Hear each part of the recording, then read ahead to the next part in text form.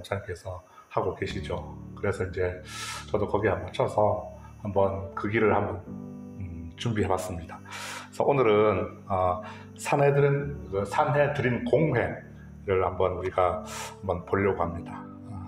지난주 수요일날 우리 혹시 뭐 했는지 기억나시나요? 아주 큰 사건이 있었죠. 성전 미문에서 일어났던 사건. 맞습니다. 성전 미문에서 이제 베드로와 요한이 못 걷게 된 사람을 일으키는 기적을 우리가 보았습니다. 생각나시죠? 베드로가 걷지 못하는 사람한테 이렇게 선포를 했죠. 나사렛 예수 그리스도 이름으로 일어나 걸어라 하고 선포를 했습니다.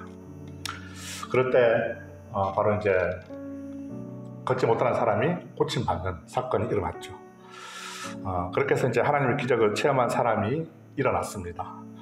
그래서 이제 베드로와 요한을 이제 붙잡고 서 있게 되죠. 이제 그럴 때 거기 있는 모든 사람들이 다 놀랐습니다. 그래가지고 이제 기적의 현장에 사람들이 많이 몰려들게 되죠. 그 기적의 현장이 바로 솔로몬의 행각입니다. 사진을 한번 이제 보시면요.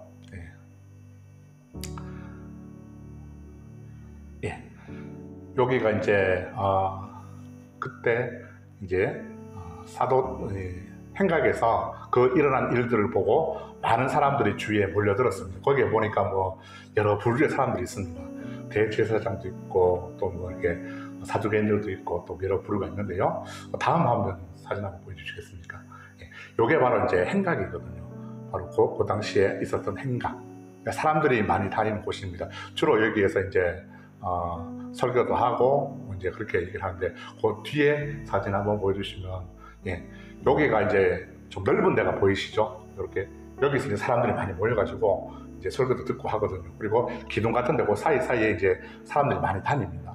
거기서 이제 많은 사람들이 모여가지고 이제 사람들이 다 놀라는 그런 일이 있었습니다.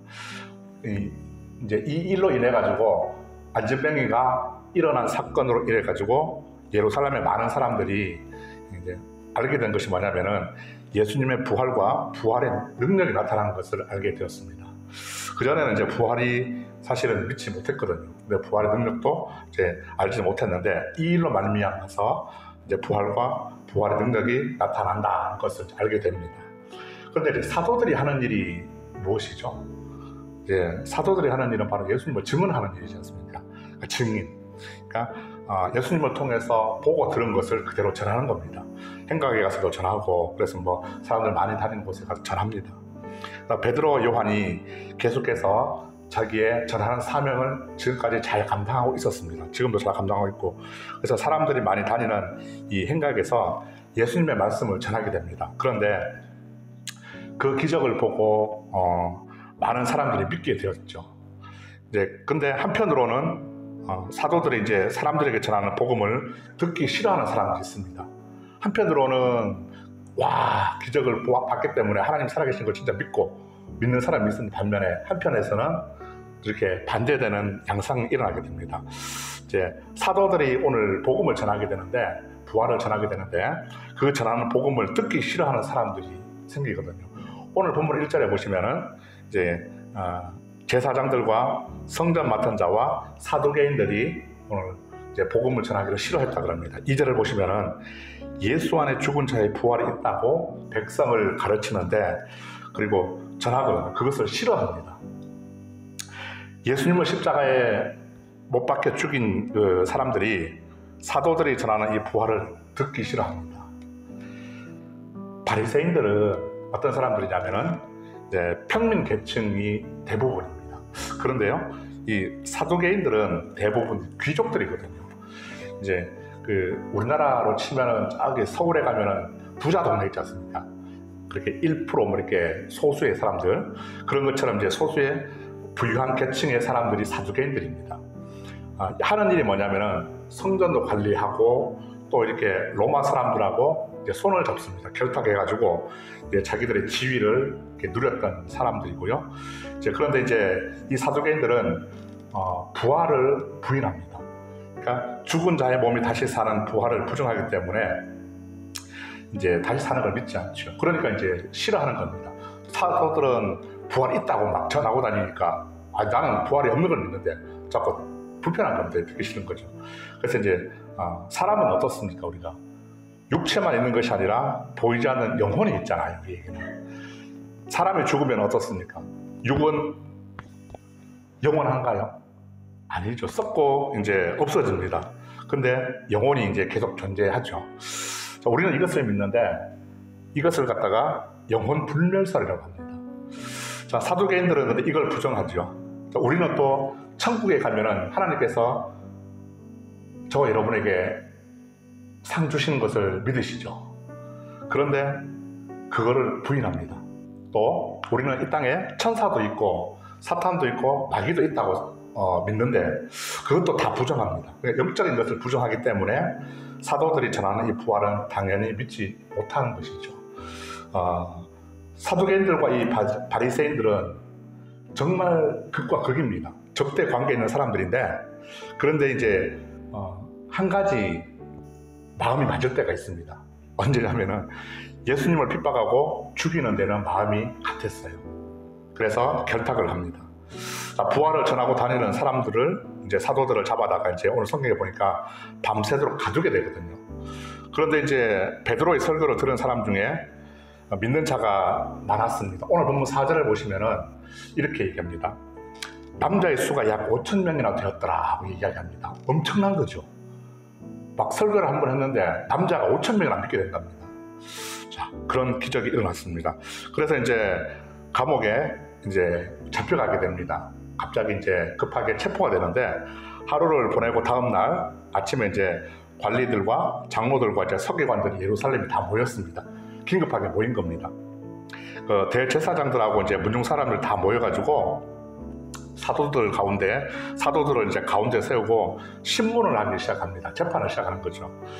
너희가 성전 민문에서 행한 그 일이 도대체 무슨 권세를 가지고 또 누구의 이름으로 했는 건지 물어봅니다.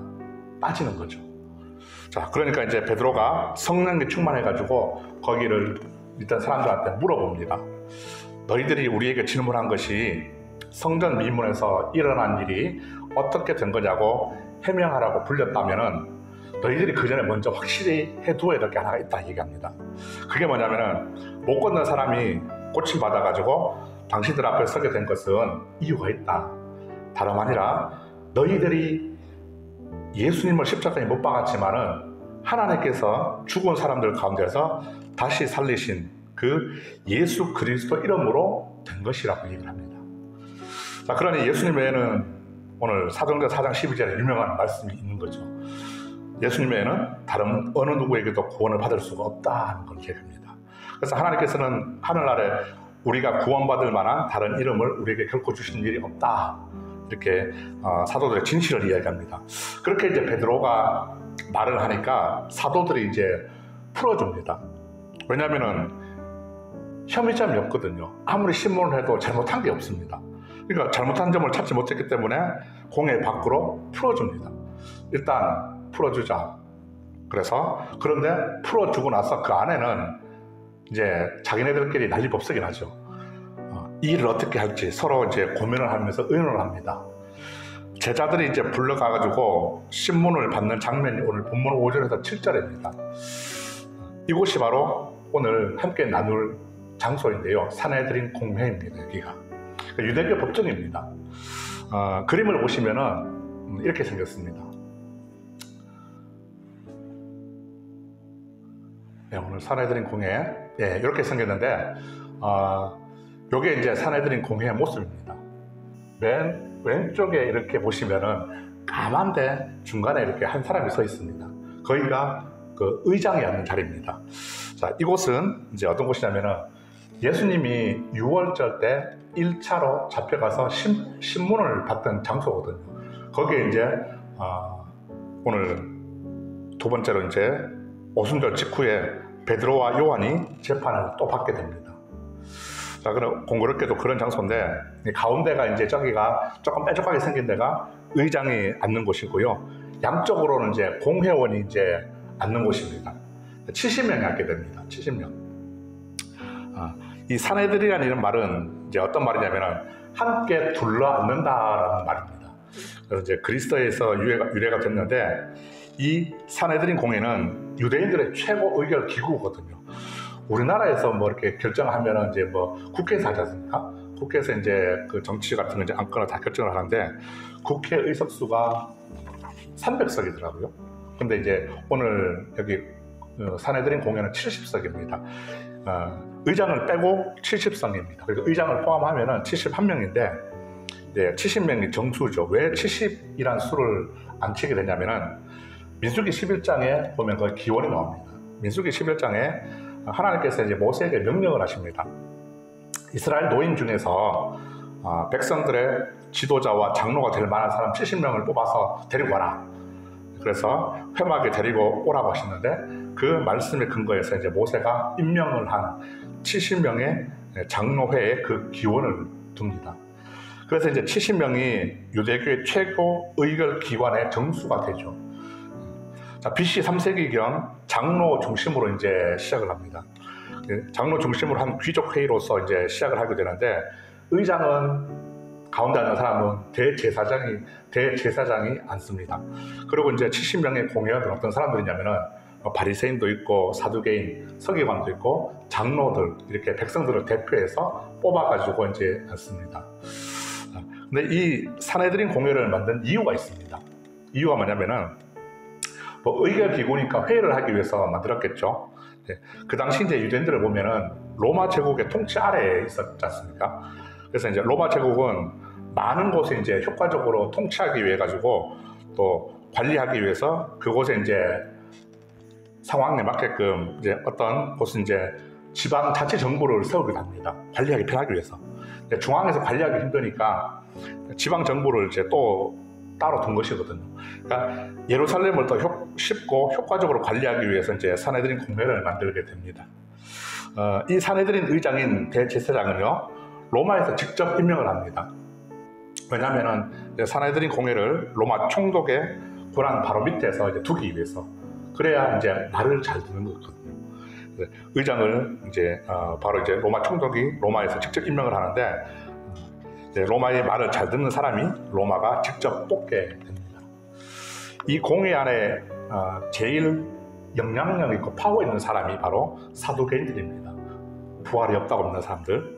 자, 이 공회가 하는 일이 참 많습니다. 뭐 대표적인 것 중에 보면은 뭐 종교적, 도덕적, 정치적까지 폭넓게 하는 일을 하는데 유대인 전체를 관리를 합니다, 일단. 그리고 이제 사법권도 가지고 있고요. 그래서 이제 사형을 선고할 수 있지만은 단 조건이 있습니다. 로마 정부의 비준을 얻어가지고 이제 집행이 가능합니다. 내가 저 사람을 우리 단독으로 집행할 수는 이제 없습니다. 그러니까 로마 총독은 될 수 있으면은 유대인들에게 있어가지고 종교적 문제에 대해서는 직접적으로 깊이 개입을 하지 않습니다. 본디오 빌라도 총독이 예수님을 재판하다가 예수님을 헤롯 안디바에게 넘기죠. 그것도 이제 예수님이 종교적인 문제와 또 관련된 사건으로 봤기 때문에 이제 그렇게 한 것이죠. 또 사내들은 또 세금도 걷습니다. 로마 제국은 이제 각 식민지들에게 총독을 임명합니다. 그래서 이제 그 식민지 국가의 총독은 그곳을 다스리는 사람이죠. 이제 원로들이나 아니면 뭐 지방 관리들에게 세금 징수를 위임을 합니다. 당신들이 앉아서 세금을 거두십시오, 나 대신에. 그래서 그렇게 위임을 하죠. 총독이 이제 사내들에게 세금을 거두라고 해가지고 세금 걷는 일을 또 세리에게 맡기게 되죠. 그러니까 세리장이 뭐 삭개오도 있고 마태도 있고 이제 세리에게 맡기게 됩니다. 그래서 세금 걷는 이 세리들이 유대인들한테 미움을 받았다는 건 다 아는 사실이고요. 자, 그런데 이 일 이후에 이제 공회에서는 사도들을 풀어주고 난 후에 고민이 생깁니다. 어떤 고민이냐? 죄가 없는 것을 알았고 혐의점이 없는데 풀어줬습니다. 이 일 이후에 이 일을 어떻게 처리할까? 자, 그래서 고민을 이제 서로 의논하면서 16절부터 오늘 보면은 이제 사도들이 행한 일로 인해서 표적이 나타납니다. 그 표적으로 인해서 예루살렘에 있는 사람들이 부활이 있다는 것을 보게 됐지 않습니까? 그리고 부활이 능력이 있다는 것을 모든 사람들이 알게 됐거든요. 또 심지어는 거기까지만 하면 좀 괜찮은데 또 뭐가 있냐? 부활을 부정하는 사람들도 부활을 봤거든요. 부정할 수 없는 겁니다. 나는 없다고 믿는데 부활의 능력이 나타나 버리니까 사두개인들도 부인할 수가 없는 거죠. 봤는데. 그래서 이제 이 일을 어떻게 할까 서로 이제 고민을 하게 되는 것이죠. 부활이 없다고 믿고 있는데 부활의 능력을 봤으니까 부활을 부인할 수가 없는 것입니다. 그래서 이제 그들이 결정을 한 게 뭐냐? 입단속하자. 이 사실을 더 퍼져나가지 않게 하기 위해서 아무한테도 말하지 말고 비밀로 하자. 우리끼리만 하자. 이렇게 결정을 합니다. 그렇게 결정하고 이제 사도들을 불러가지고 경고를 합니다. 너희들이 죄가 있는 것을 찾지 못했지만은 조심해라. 경고하는데 예수의 이름으로 가르치지도 말고 또 예수의 이름으로 말하지도 말아라. 사도들에게 다시는 복음을 전하지 못하게 협박을 합니다. 그런데 오늘 사도들은 그 협박 속에서도 태도는 어떠냐면은 우리는 하나님 앞에서 그렇게 못하겠다. 강경하게 얘기를 합니다. 왜? 우리는 증인이기 때문에 내가 보고 들은 것을 말하지 않을 수 없다. 하나님 앞에서 그렇게 절대로 못한다. 이렇게 얘기합니다. 그러니까 또 공회원들이 처벌을 못하는 거죠. 그리고 또 그냥 놔줍니다. 자, 그렇게 풀려난 사도들을 보고 오늘 모든 사람이 하나님께 영광을 돌립니다. 이야, 이 모든 것이 하나님이 하셨습니다. 하고 이제 사도들이 풀려난 것을 보고 제자들은 뭘 했냐면은 그들이 경험했던 그 하나님의 은혜가 더욱더 그들에게 임하고 역사하기를 바라는 마음으로 하나님께 모여서 한 마음으로 뜨겁게 간절하게 기도합니다. 오늘 그런데 기도하면서 일어났던 역사가 오늘 저는 정말 감동이었습니다. 오늘 본문 31절을 보시면요, 우리가 읽지 않았지만 이렇게 얘기합니다. 그렇게 온 공동체가 한 마음으로 기도합니다. 어떻게 됐을까요? 자, 보시겠습니다. 빌기를 다하며 모인 곳이 진동하더니 무리가 다 성령이 충만하여 담대히 하나님의 말씀을 전하니라 하겠습니다. 32절에 한번 볼까요? 32절 보시면 믿는 무리가 한 마음과 한 뜻이 되어서 모든 물건을 서로 통용하고 자기 재물을 조금이라도 자기 것이라 하는 이가 하나도 없다 그랬습니다. 또 33절에도 보면은 사도들이 큰 권능으로 주 예수의 부활을 증언하니까 무리가 큰 은혜를 받는 하나님의 역사가 일어나게 되죠. 할렐루야. 저는 이 오늘 31절의 말씀 가운데 보시면 빌기를 다하며 온 힘을 다해서 함께 모여서 우리 공동체가 빌기를 다했다 그러죠. 빌기를 다할 때 모인 곳이 어떻게 됐어요? 진동합니다. 성령의 역사거든요. 진동하더니 우리가 다 성령이 충만해졌다 그럽니다. 그로 인해서 힘을 얻고 하나님의 말씀을 전할 수 있는 원동력이 될 수가 있었습니다. 그뿐만 아니라 계속해서 은혜를 받습니다. 그러니까 어떤 일이 일어나냐? 오늘 34절, 35절에도 보시면은 이렇게 얘기하죠. 그 중에 가난한 사람들이 없어지고 또 밭과 집 있는 자들이 다 팝니다. 그 판 것의 값을 가져다가 어떻게 하느냐? 사도들의 발 아래 두고 그들이 그 공동체 안에 필요한 사람들에게 나누어 줍니다. 감동이 없으십니까? 자, 이렇게 믿는 사람들은 거룩한 사랑으로 마음이 하나가 됩니다. 가난한 자들을 도와주고 또 교회는 어떻게 됩니까? 더욱 하나님의 영광으로 넘치게 되는 것을 볼 수가 있습니다. 자, 산헤드린 공회에서 사도들의 죄를 밝히려고 했지만 찾지 못했죠. 오히려 성전 미문에서 일어난 표적으로 인해서 부활을 부인하는 자들에게 오히려 어떻게 됐습니까? 부활의 명백한 증거가 됐습니다. 확실한 증거가 됐거든요. 그로 인해 가지고 믿는 자의 수가 약 5천이나 늘어나게 됩니다. 하나님께 영광 돌리게 되고 또 교회는 한 마음으로 함께 기도하고 나누는 성도들의 가치관의 변화가 일어납니다. 사도들은 자신의 사명을 보고 들은 것을 충실하게 잘 감당했습니다. 보고 들은 것, 복음을 전하니까 그 속에 어때요? 하나님의 역사가 일어납니다. 개인과 교회가 나타나죠. 핍박 가운데도 사도들은 하나님 앞에서 어떤 것이 옳은지 분명히 행동을 했습니다. 저는 이 사도행전 4장의 일들이 쭉 묵상을 하면서 그냥 그때 그 당시 사도들의 역사가 아니라 제 바람은 오늘 우리 교회도 동일하게 역사가 일어나길 소망합니다. 그 당시 일어났던 역사가 오늘 우리 석병교회에 일어나길 소망합니다. 우리 모두는 베드로처럼 요한처럼 유대인의 공회 앞에서도 하나님의 영광을 드러내는 예수님의 증인이 되기를 바랍니다.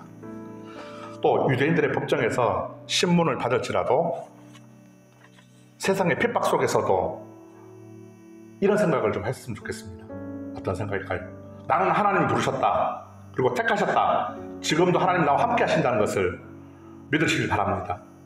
오늘 사도행전 4장에 베드로와 요한의 모습이 저와 여러분의 모습이 되어야 할 줄로 믿습니다. 이 공동체의 모습이 우리 석병교회의 모습이 되어야 할 줄로 믿습니다. 우리 석병교회가 기도와 예배가 회복되어서 또 베드로처럼 성령이 충만해가지고 함께 모인 이곳이 저는 진동이 일어나기를 축복합니다.